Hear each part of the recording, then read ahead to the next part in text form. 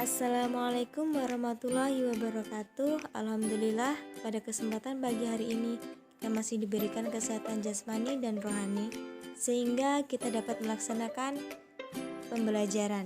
Di sini kami akan menjelaskan tentang pengertian dari aliran Al-Jabariyah.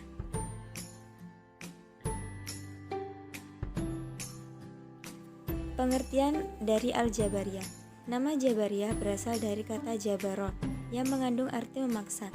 Sedangkan menurut Al-Syahrafani bahwa Jabariyah berarti menghilangkan perbuatan dari hamba secara hakikat dan menyandarkan perbuatan tersebut kepada Allah Subhanahu wa taala. Oleh karena itu, aliran Jabariyah ini menganut paham bahwa manusia tidak mempunyai kemerdekaan dalam menentukan kehendak dan perbuatannya.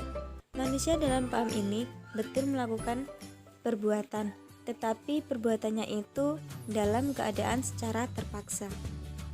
Latar belakang munculnya Al-Jabariyah. Pendapat yang lain mengatakan bahwa paham ini diduga telah muncul sejak sebelum agama Islam datang ke masyarakat Arab.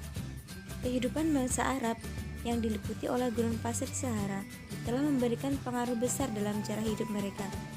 Di tengah bumi yang disinari terik matahari dengan air yang sangat sedikit dan udara yang panas, ternyata dapat tidak memberikan kesempatan bagi tumbuhnya pepohonan dan suburnya tanaman.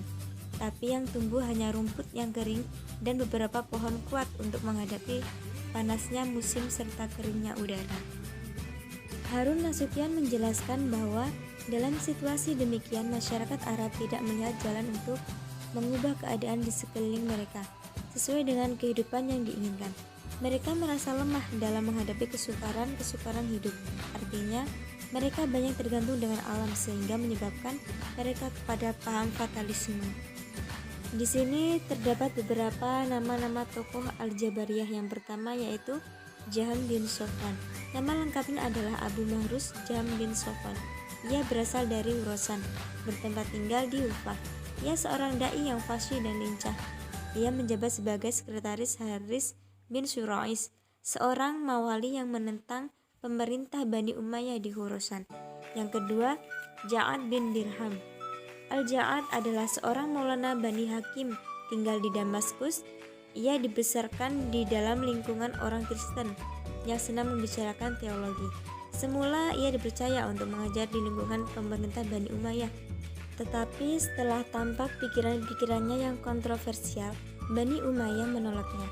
Kemudian Al-Ja'ad lari ke Kufah dan di sana ia bertemu dengan Jahm serta mentransfer pikirannya kepada Jahm untuk dikembangkan dan disebarluaskan. Sedangkan menurut kaum moderat, Tuhan memang menciptakan perbuatan manusia, baik perbuatan jahat maupun baik, tetapi manusia mempunyai bagian di dalamnya. Tenaga yang diciptakan dalam diri manusia mempunyai efek untuk mewujudkan perbuatannya, yang termasuk pemuka Jabariyah moderat adalah An-Najjar. Nama lengkapnya adalah Husain bin Muhammad An-Najjar yang wafat pada tahun 230 Hijriah. Para pengikutnya disebut An-Najjariyah atau Al-Husainiyah. Di antara pendapat-pendapatnya adalah tidak semua perbuatan manusia bergantung kepada Tuhan secara mutlak. Artinya, Tuhanlah yang menciptakan perbuatan manusia, baik perbuatan itu positif maupun negatif. Tetapi dalam melakukan perbuatan itu, manusia mempunyai andil. Daya yang diciptakan dalam diri manusia oleh Tuhan mempunyai aspek, sehingga manusia mampu melakukan perbuatan itu. Selanjutnya Ad-Dirar. Nama lengkapnya adalah Dirar bin Amr. Pendapatnya tentang perbuatan manusia sama dengan Husain An-Najjar, yakni bahwa manusia tidak hanya merupakan wayang yang digerakkan dalang. Manusia mempunyai bagian dalam perwujudan perbuatannya dan tidak semata-mata dipaksa dalam melakukan perbuatannya. Secara tegas, Dirar mengatakan bahwa satu perbuatan dapat ditimbulkan oleh dua pelaku secara bersamaan. Artinya, perbuatan manusia tidak hanya ditimbulkan oleh Tuhan, tetapi juga oleh manusia itu sendiri. Manusia turut berperan dalam mewujudkan perbuatan-perbuatannya tersebut. Sakte-sakte dalam Al-Jabariyah. Menurut Syahrastani, terdapat 3 golongan dalam Jabariyah yaitu Jahmiyah, Najjariyah, dan Diroriyah. Dari ketiga golongan ini, Syahrastani mengklarifikasikan menjadi 2 bagian besar. Yang pertama, Jabariyah murni yang berpendapat bahwa baik tindakan maupun kemampuan manusia melakukan sesuatu kemauan atau perbuatannya tidak efektif sama sekali. Yang kedua, Jabariyah moderat yang berpandangan bahwa manusia mempunyai sedikit kemampuan untuk mewujudkan kehendak dan perbuatannya. Pokok-pokok pemikiran dari Al-Jabariyah. Manusia tidak mampu berbuat apa-apa, bahwa segala perbuatan manusia merupakan paksaan dari Tuhan dan merupakan kehendaknya yang tidak bisa ditolak oleh manusia. Manusia tidak mempunyai kehendak dan pilihan. Ajaran ini dikemukakan oleh Jahm bin Safwan. Surga dan neraka tidak kekal, begitupun dengan yang lainnya, hanya Tuhan saja yang kekal.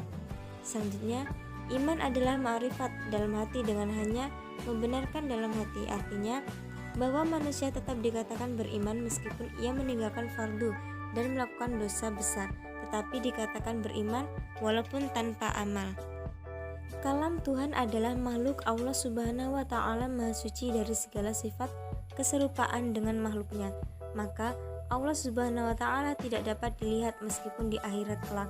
Oleh karena itu, Al-Quran sebagai makhluk adalah baru dan terpisah dari Allah, tidak dapat disifatkan kepada Allah Subhanahu wa Ta'ala. Allah tidak mempunyai sifat serupa makhluk seperti berbicara, melihat, maupun mendengar. Dari penjelasan di atas, dapat disimpulkan bahwa paham Jabariyah memandang manusia sebagai makhluk yang lemah dan tidak berdaya. Manusia tidak sanggup mewujudkan perbuatan-perbuatannya sesuai dengan kehendak dan pilihan bebasnya. Pendeknya, perbuatan-perbuatan itu hanyalah dipaksakan Tuhan kepada manusia.